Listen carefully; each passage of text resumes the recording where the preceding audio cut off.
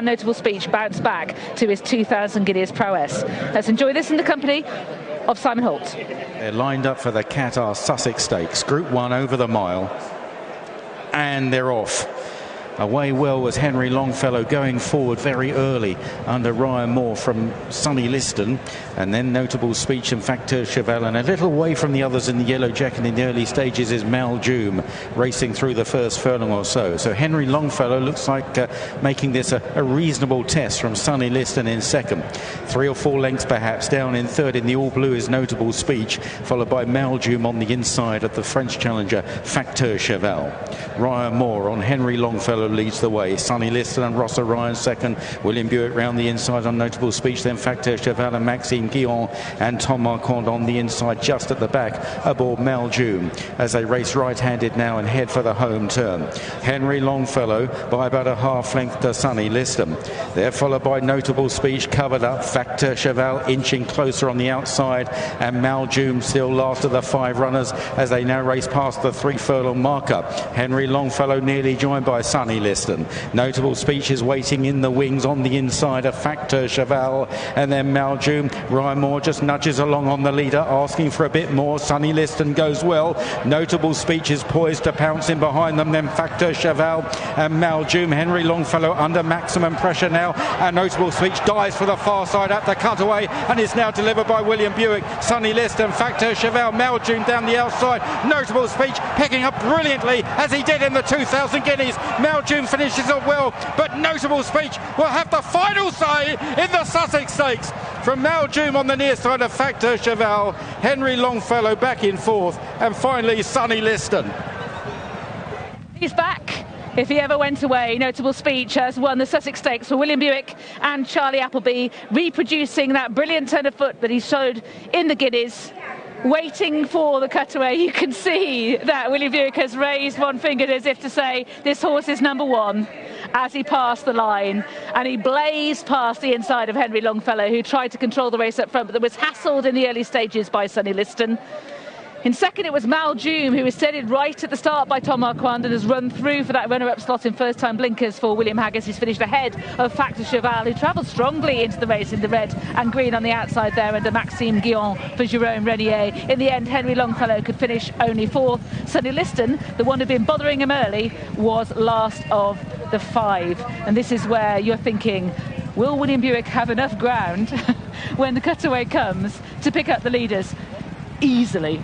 Very easily. He was immediately in the gap and away and upsides Henry Longfellow as soon as that gap came up the inside. We said beforehand, would the real Notable Speech stand up? And he has today. He's shown all of those attributes that he showed in the Guineas. Strong travelling style and that burst of pace and acceleration to kill his rivals off in that penultimate furlong. Really impressive. Don't know what happened at Ascot. We'll probably never know, but this is the real deal, isn't he, as a miler? He's got all the hallmarks of a horse that will be sort of winning more group and grade ones internationally for a good while yet. And those pictures, I think, give a sense of the satisfaction there that Charlie Appleby and the Godolphin team are feeling. And there again, one more time, William Buick raising his hand aloft to point out that Notable Speech has now backed up against Elders his performance in the 2,000 guineas. Let's take it from the start. We were talking about how fascinating the tactics of this would be, and so they proved. Henry Longfellow bounces out, but Sonny Liston goes with him, and steadied markedly at the start is the eventual runner-up in the yellow Maljoom. Yeah, that was the interesting early point to the race, that Sonny Liston applies a bit of pressure, and it means that Ryan Moore doesn't have it quite as easy as he would have wanted early on. Rosser then does take back and he manages to get hold of Paddington in front, but there was certainly a little bit of pressure applied, and the other 3 sat off that pace. There was quite a bit of daylight, wasn't there, for Notable Speech earlier, and I was wondering whether as a result of that he might get a little lit up, but he didn't. No, he didn't. He was fine even without any cover, and once they've joined the other 3, he's in plumb position really, taking a lead just a couple of lengths to find.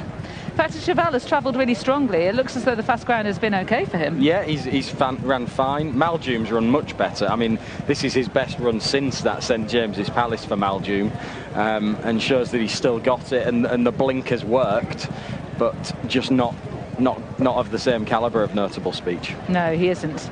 So up front already, Ryan Moore is beginning to nudge along on Henry Longfellow, trying to wind up the pace. A Notable Speech is still cruising. Factor Cheval's still going pretty well, but the last horse off the bridle is Notable Speech.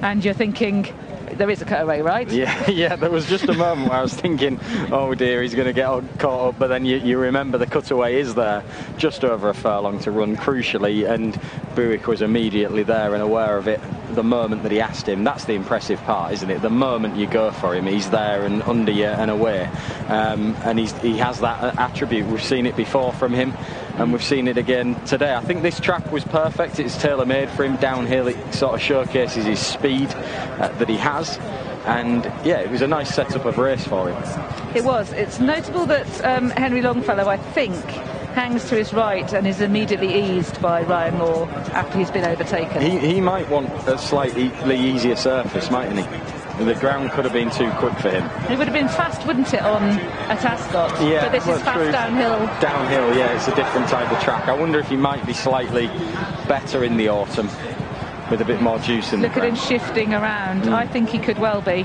And look there.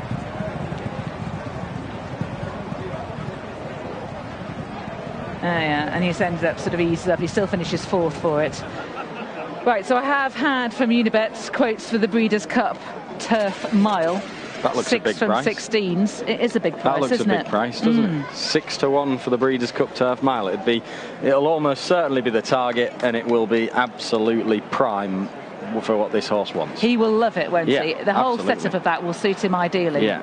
But of course, we rightly, apart from at the start of the show to acknowledge he wasn't here, we've concentrated on the horses that did run. Now's the point where we should talk about Resalian, who unfortunately hasn't run through the respiratory infection. When they last met each other, I think Resalian and you and I both agree that Resalian has done some improving since then. He has. He probably has.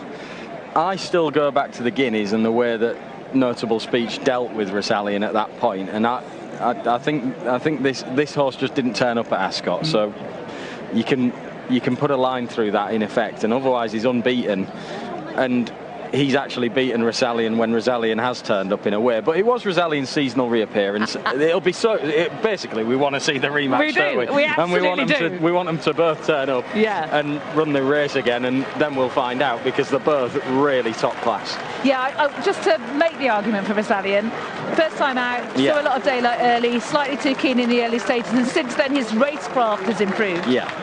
I mean, effectively, there's probably not a huge amount between them. And a bit will depend on the conditions and the setup of the races, like it always does, but we've got two top class 3-year-old milers, there is no question of that, and we want to see a rematch.